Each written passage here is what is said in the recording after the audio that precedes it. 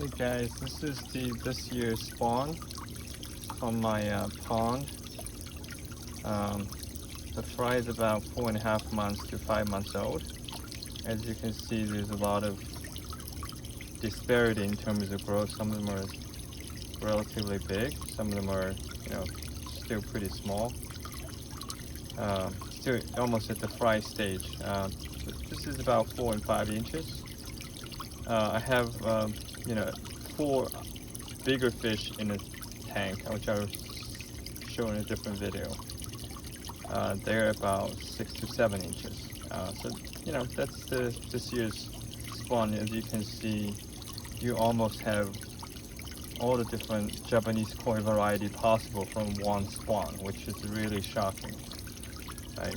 You have Kohaku, Doitsu Kohaku, you have Sankis, you have Ogons, and you have Shiratori, Tencho Sanki, if you saw that one, the tiny one with a little red on the head. Not the big one. The big one is not the good circle-y shape that you're normally looking for.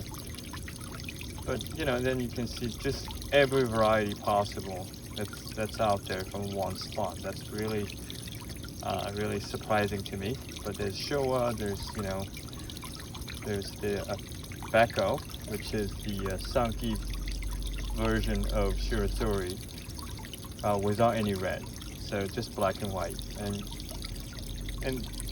so that's the interesting part of the hobby, is that you notice that, and then you have the pure silver white kind as well, right? A lot of Doitsu Showas, and then you have those, I don't know how to call those, but you can see there's orange edge and gray body, and then different patterns in the mid. I forgot those names. And then you can see those pure white, pure blacks, but you have the orange kind of emerging. So it's kind of the Shiratori equivalent, but with orange coloration. It's a very interesting hobby just because you get to see a spawn with this kind of variety, and it's very fascinating to me how a pair of parents could give so many different variety of children. It's like a gift, keeps on giving.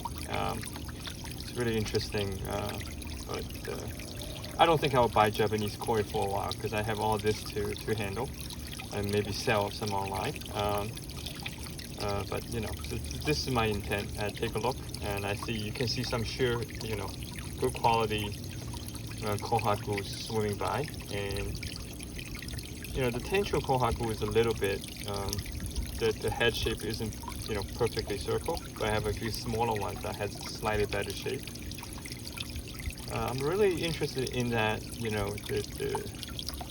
Tencho Sanki that swim by with the red in the middle of the head, and you can see some of the Jingring Shiratori, which is also interesting because I have Shiratori, which is the tiny one. I have a relatively big Shiratori, which is Jingring, which is also a different variety.